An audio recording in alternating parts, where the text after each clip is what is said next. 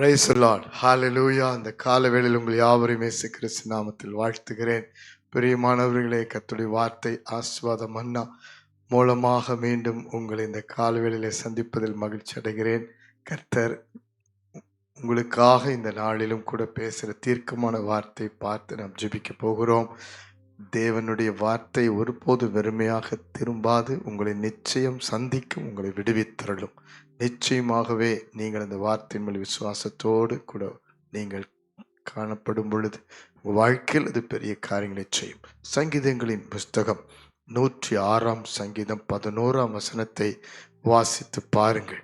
அவர்கள் சத்துருக்களை தண்ணீர்கள் மூடிக்கொண்டது, அவர்களில் ஒருவனும் மீந்திருக்கவில்லை. ஹalleluya, ஹalleluya. இந்த காலைவேளையில் கர்த்தர் உங்களோடு பேசுகிறார். உங்கள் சத்துருக்களை தண்ணீர் மூடி போடும். உங்கள் சத்துருக்களை கர்த்தர் மூடி போடுவார். குடும்பத்துக்கு விரோதமாக எத்தனை சத்துருக்கள் என்று கலங்குகிறீர்களா? வேலை செய்கிற இடத்துல சத்துருக்கள் என்று கலங்குகிறீர்களா? உங்கள் வாழ்க்கையில முன்னேற விடாதபடி குடும்பத்தின் ஆசீர்வாதங்களை கெடுத்து, உங்கள் வாழ்க்கையில சந்தோஷத்தை சமாதானத்தை கெடுத்து, குடும்ப உறவுகளை கணவன் மனைவி பிள்ளைகள் எல்லாம் பிரித்து, உங்களுடைய ஆசீர்வாதங்கள் எல்லாம் இதுவரைக்கும் மூடி போட்ட சத்துருக்கள், உங்களுடைய மேன்மைகளெல்லாம் மூடி போட்ட சத்துருக்களை இன்றைக்கு கர்த்தர் நிச்சயமாய் மூடி போடுவார். ஹalleluya. எனக்கு பிரியமானவர்களே, நமக்கு விரோதமான சத்துருக்கள் எந்த மனுஷரும் அல்ல. ஹalleluya. அவர்களோடு உள்ளே இருந்து அவர்களை தூண்டிவிட்டு கிரியை செய்கிற சாத்தானும் அவனுடைய கூட்டத்தை தான் ஆண்டவர் மூடி போடுவார். ஹalleluya. ஆதியாகமம் 26 அதிகாரத்திலே ஈசாக்கு ஒரு பெரிய ஒரு பஞ்ச காலத்துக்குள் கடந்து போனாலும் ஆண்டவர் அந்த பஞ்ச காலத்தின் மத்தியிலே அவரை விதைக்க சொன்னார். விதைத்தான் 100 மடங்கு பலன் வந்தது.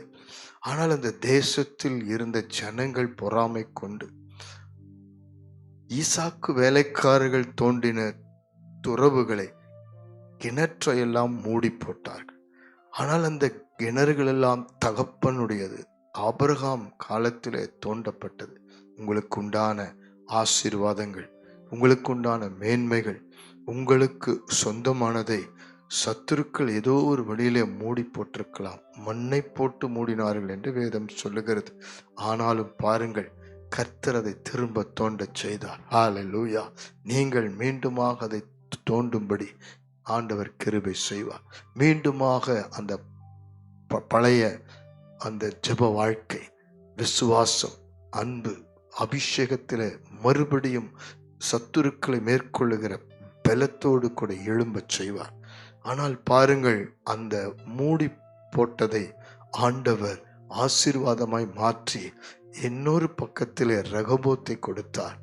ஆனால் அதன் பிறகு பாருங்கள், சத்துருக்கள் வரவில்லை. சத்துருக்களை மூடி போட்டார். பெரிய மாணவர்கள், இஸ்ரவேல் ஜனங்கள் 430 வருஷம் அடிமைப்பட்ட அந்த சூழ்நிலையிலே கர்த்தர் விடுதலை ஆக்கி வெளியே கொண்டு வந்தார். பார்வோனும் பின் தொடர்கிறான். ஜனங்களுக்கு முன்பாக செங்கடல் காணப்படுகிறது. இந்த சூழ்நிலையிலே செய்வதறியாது திகைக்கிற ஒரு நேரம். இன்றைக்கு கூட உங்கள் வாழ்க்கையில சில திகைத்திருக்கிற சூழ்நிலை, முடியாது அவ்வளவுதான் என்ற கடைசி கட்டம், போராட்டம், வியாதியின் கொடூரம் எல்லாம் முடிந்து போனது என்ற நிலைமைக்குள் கூட இருக்கலாம். கடன் பிரச்சனை பெரிதாய் உங்களை மூடி போடுவது போல இருக்கலாம். கவலைப்படாதிருங்கள். கர்த்தர் மோசேவிடத்திலே கோலை செங்கடல் நோக்கி நீட்டும்படி செய்தார். மோசே நீட்டினார். பாருங்கள், கர்த்தர் அந்த முழுவதும் ஒரு கீழ்காற்றை அனுப்பினார். எனக்கு பிரியமானவர்களே, அதே செங்கடல் எவ்வளவு பயமுறுத்தலா இருந்ததோ அது 2ஆய் பிளந்தது. வழி உண்டாக்கினார். ஜனங்கள் வெட்டாந்தரையில நடந்து போனது போல போனார்கள். அதே சமயம் பின்தொடர்ந்து வந்த பார்வோனை அந்த செங்கடல் மூடி போட்டது. ஹalleluya. சத்துருக்கள் இனி மூடி போடுகிற காலம் வருகிறது. உங்களுக்கும் எனக்கும் கர்த்தர் அப்படிப்பட்ட ஒரு வல்லமை இன்று முதல் அனுப்புவார், குடும்பத்துக்கு அனுப்புவார், உங்கள் ஆவிக்குரிய வாழ்க்கைக்கு அனுப்புவார். இனி எதை குறித்து பயப்படாதீர்கள். கண்களை மூடி ஜெபிப்போம். பரலோக பிதாவே, பரிசுத்தமான இயேசுவின் நாமத்தில் ஜெபிக்கிறோம். ஆண்டவரே, சத்துருக்களை மூடி போடுகிற உமது வல்லமை இந்த காலை வேளையில் ஒவ்வொரு குடும்பத்தையும் தொடுவதாக, இயேசுவின் நாமத்தில் தொடுவதாக, இயேசுவின் நாமத்தில் தொடுவதாக. இந்த நிமிஷத்திலே கர்த்தருடைய ஆவியானவர் ஒவ்வொருவரோடு பேசியிருக்கிறேன்.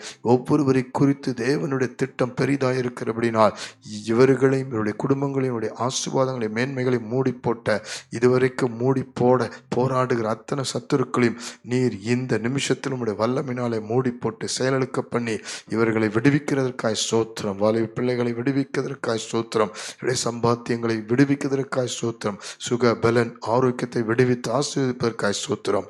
இயேசு கிறிஸ்து மூல தாழ்மையோடு ஜெபிக்கிற மீண்டுமாக ஜெப வாழ்க்கை எல்லாம் பெருக பண்ணி மேன்மைப்படுத்தும். ஜீவனுள்ள இயேசுவின் நாமத்தில் ஜெபிக்கிறோம் நல்ல பிதாவே. ஆமென், ஆமென், ஆமென். God bless you. பயப்படாதிருங்கள்.